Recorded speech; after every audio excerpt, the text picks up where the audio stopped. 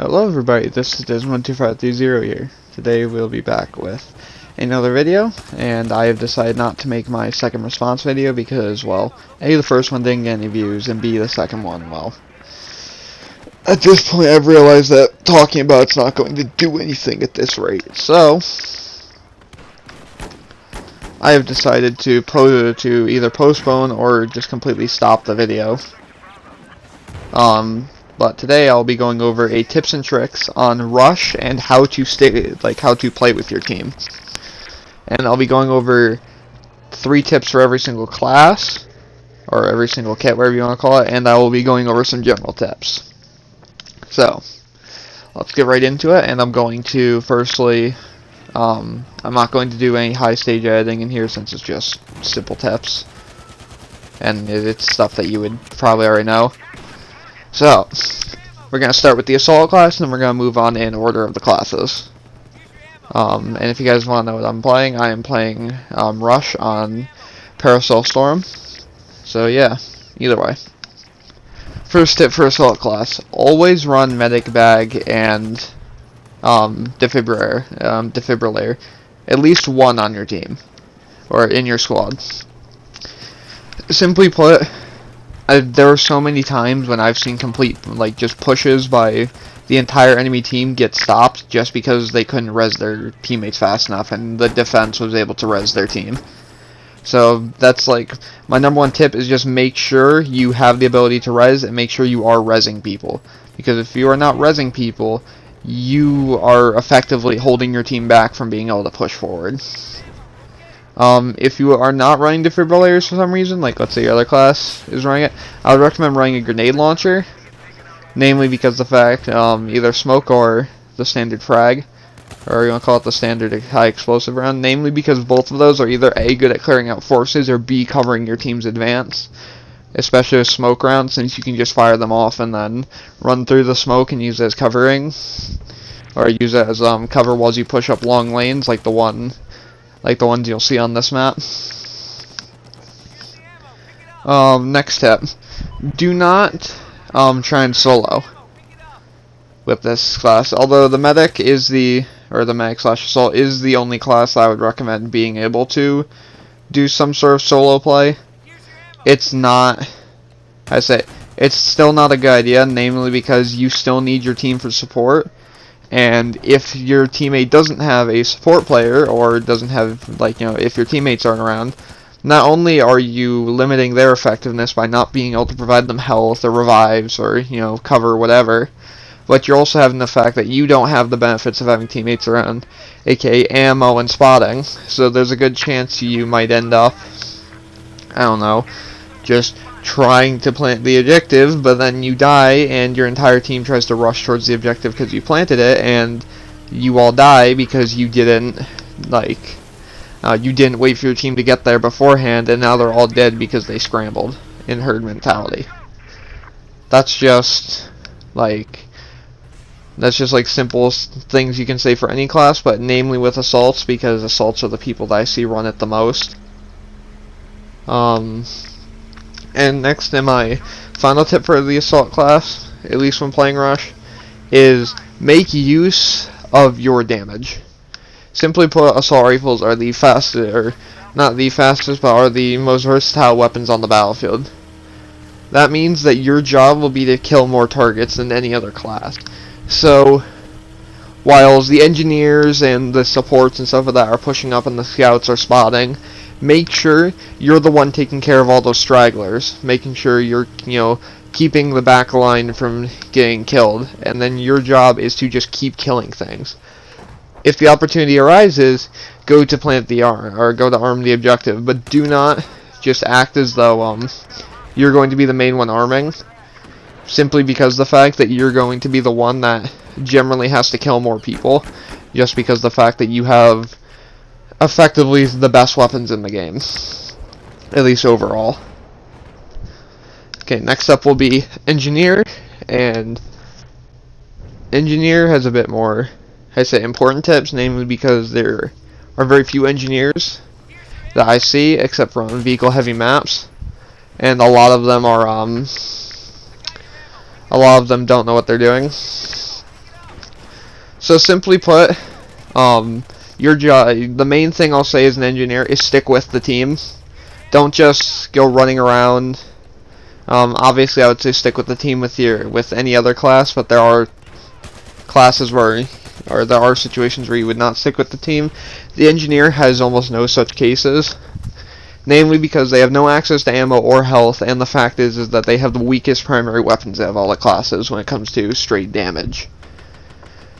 So what I would recommend is sticking close to your team, but make sure you're staying either towards the front or the back, depending on what you're trying to do. Namely, if you're trying to take out vehicles, stay towards the back. If you're trying to push up as infantry and be a close quarters machine, use that as your front line.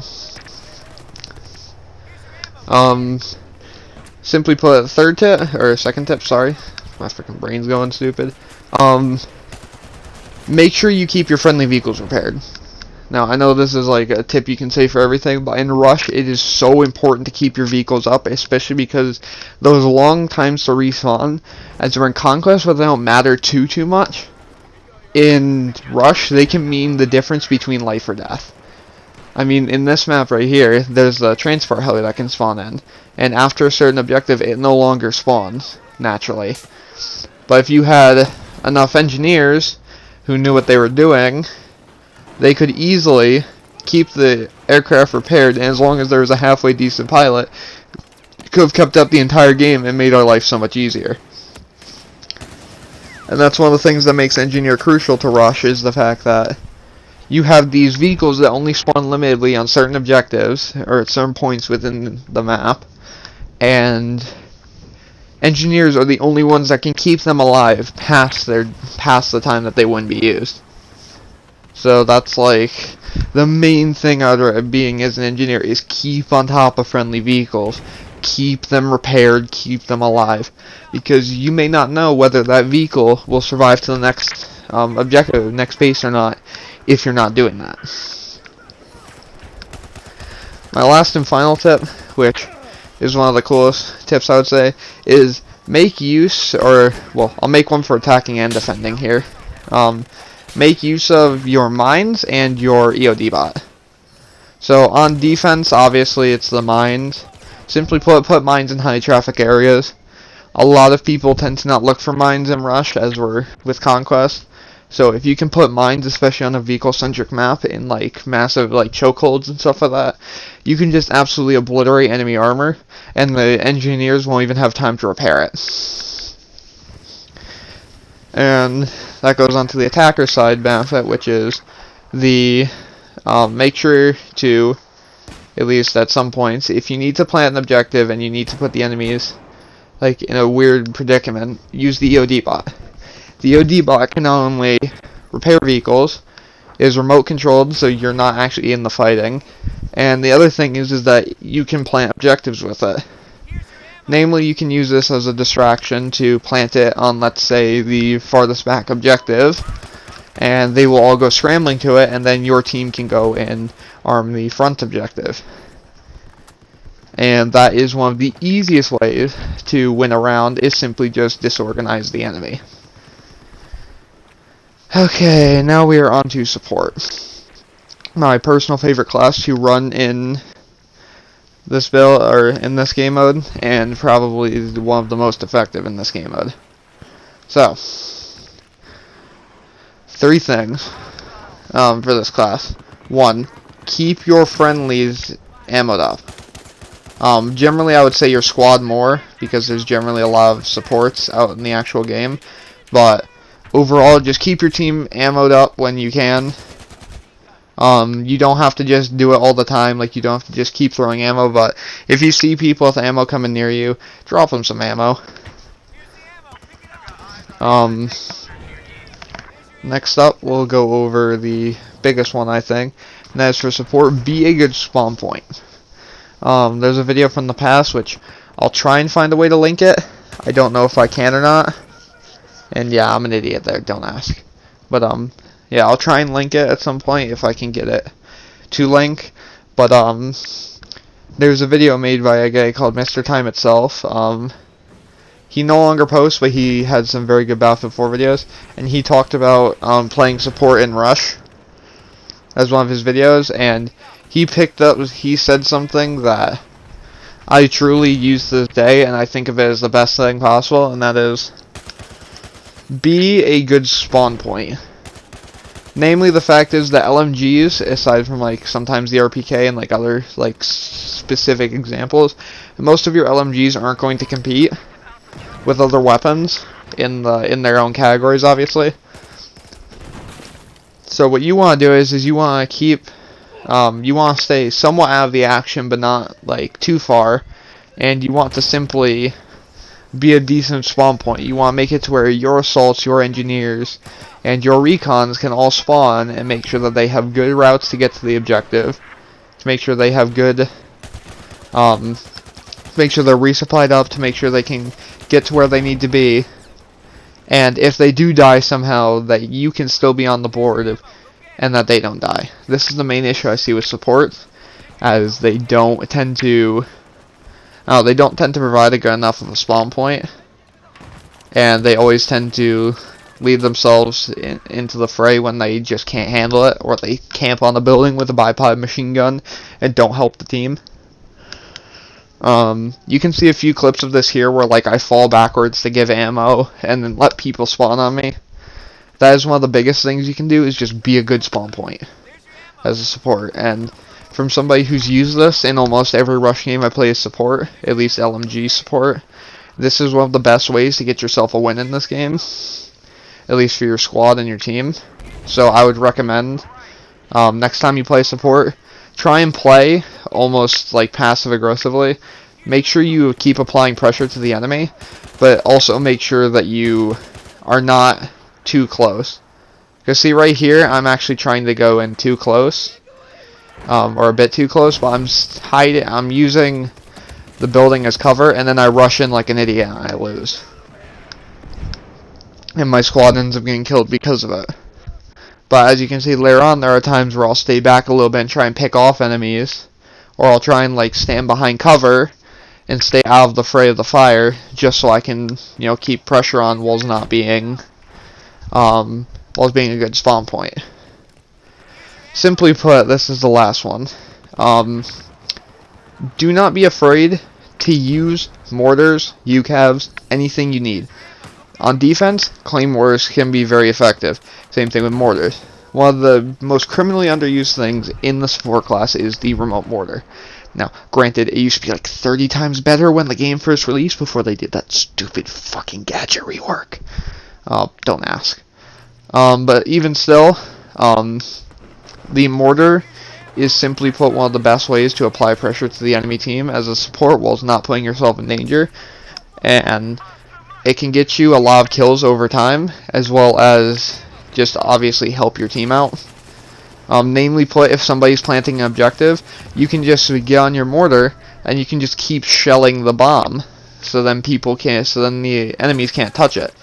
Or if you know that there's like a sniper that's been pestering your team on a hill somewhere in the middle of nowhere, you can plant up your mortar within range of him, behind like a wall or something, and just shell the hell out of him and take care of him. Same thing with machine gun nests and such and so forth. Using the mortar as a strategic way to deny the enemy the ability to like have eyes and have fire on your enemy, on your friendlies, is the greatest strength of the support class, because the support class is the only class in the game that has mass amounts of indirect fire accessible to them in a short time span.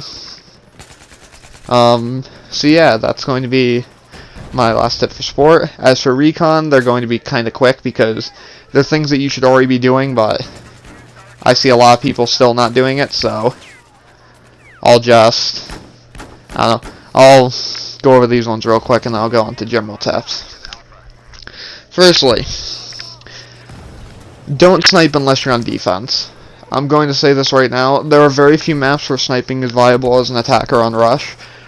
If I was going to recommend using a weapon as recon, I would recommend either using a carbine or a DMR. Specifically, if you want to go to the sniping style, use a DMR simply because you're within a range where they are viable, as well as the fact that sniper rifles, just simply put, will not. You're in too close to be able to be very good with the sniper rifle, at least for your team. And I know there are some scenarios or certain people who are skilled enough to do it. That doesn't matter. That doesn't matter. This is for the average person, like the average Battlefield player. Yeah, so for recon, if you're defending, I could recommend using a sniper rifle on certain maps. But if you're attacking, DMR or carbine are your best bet. Simply because they give you more versatility and they allow you to get closer without, just losing everything that you get from having a sniper rifle. As for my second tip, keep your spawn beacons placed in good areas. I swear to God, if I see one of you motherfuckers out there using a goddamn spawn beacon in the back of the map by some frickin' island in the middle of nowhere, or some building in the middle of nowhere, I'ma strangle you. You are recon. That does not mean you have to get very close. No, you don't have to be insanely close to the enemy to get what you need. But you need to be able to keep your spawn beacon in the area where if the squad gets wiped for some reason, they don't spawn in and have to trek 3,000 miles to get near the battle, like near the fight. So recons, public service announcement. If there's more than one of you on the squad, it's fine to put one in the middle of nowhere near a sniping spot. But if you are the only recon in your squad and you have spawn beacon, place it in a decent spot. That is all I ask of you, and that is all I want you to do. If you can at least put a spawn beacon in a good spot, I will praise you even if you're using a sniper rifle and you're terrible with it. Because at least then, you're supporting the squad. And on to my final thing. For use of other gadgets, I would recommend using the motion sensors, the tugs, or the motion sensor balls, whatever you want to call them. MAV, like almost any of the recon gadgets are good simply because of the fact that your binoculars SOFLAM, they can lock targets for friendly javelins if they're using them. That's more different. But you can also spot with them. MAV destroys C4 and claymores that may be pestering your team.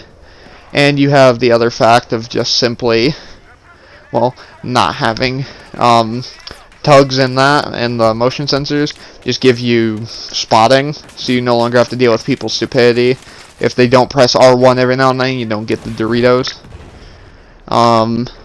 Yeah, that's it for recon. Next we'll be going on to the final section, which will be the general tips. And yeah, give me a sec.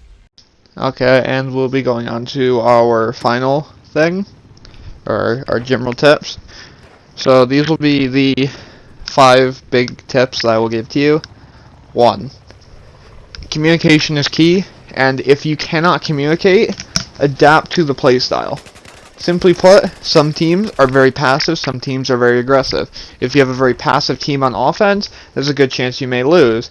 So what you can do is try and get you and your squad to be the aggressive ones by pushing up and providing cover fire for them so they will be less angsty and try and push up more.